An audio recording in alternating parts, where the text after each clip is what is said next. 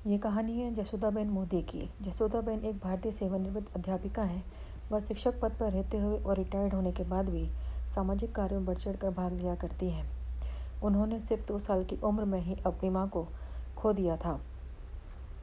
3 साल की छोटी सी उम्र में ही उनकी सगाई नरेंद्र मोदी जी से हो गई थी। 16 साल की उम्र में उन्होंने अपने पारिवारिक रीति रिवाज के अनुसार 1968 में मोदी जी से शादी कर ली। शादी के बाद उन्होंने पढ़ाई छोड़ दी और मोदी जी के साथ रहने लगी। हालांकि एक साक्षात्कार में उन्होंने कहा कि मोदी हमेशा चाहते थे कि वह अपनी शिक्षा पूरी करें और फिर से स्कूल जाएं। वह सिर्फ 3 महीने तक नरेंद्र मोदी जी के साथ रही थी।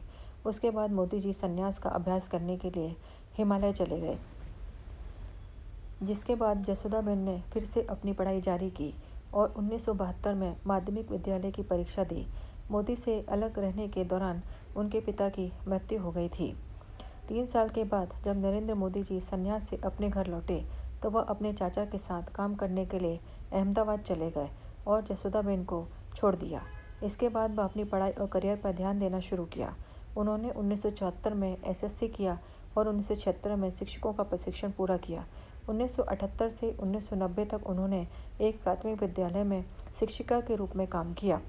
जसोदाबेन के मुताबिक वह अंतिम बार जनवरी 1987 में नरेंद्र मोदी से बात की थी। बनासकांठा जिले में 12 साल तक पढ़ाने के बाद वह राजोसाना गांव चली गई और अपनी नौकरी से सेवानिवृत्ति ले ली। एक इंटरव्यू में उन्होंने कहा कि जब से हम दोनों अलग हुए हैं कभी भी एक दूसरे के संपर्क में नहीं आए।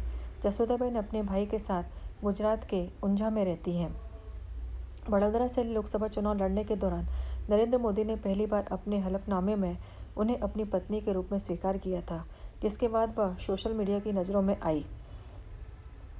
2014 के चुनाव से पहले जसोदाबेन ने शपथ ली थी कि जब तक उनके पति नरेंद्र मोदी भारत के प्रधानमंत्री नहीं बन जाते तब तक वह चावल या चावल से बनी कोई भी चीज़ नहीं खाएंगी। उन्हें राजनीति में ज़्यादा लगाव नहीं है। 2014 में नरेंद्र मोदी जी के प्रधानमंत्री बनने के बाद भी उन्होंने खुद को राजनीति से दूर रखा और सामाजिक कार्यों में लगी रही। मोदी जी की जीत के बाद उन्होंने कहा, चूँकि इसे अनिवार्य कर दिया गया था इसलिए उन्होंने इसे स्वीकार कर लिया। इतने सालों के बाद मुझे अच्छा लगा कि उन्होंने मुझे याद किया। यह सुनकर मुझे बहुत खुशी हुई। मुझे खुशी क्यों नहीं होगी। उन्होंने सार्वजनिक रूप से कभी नहीं कहा कि वह अविवाहित थे। मैं उनकी पत्नी हूँ और हमेशा उनकी पत्नी रहूँगी। मुझे गर्व है कि वह मेरे पति हैं। मैंने सबसे बड़ी खुशी का अनुभव किया है कि वह अब पीएम हैं। समय आने पर मैं जाकर उनसे ज़रूर मिलूँगी। आपको ये कहानी कैसी लगी? अगर पसंद आई हो तो हमें कमेंट करके ज़रूर बताइए और ऐसी ही अच्छी अच्छी कहानियों के लिए हमारे चैनल को सब्सक्राइब करना ना भूलिए। धन्यवाद।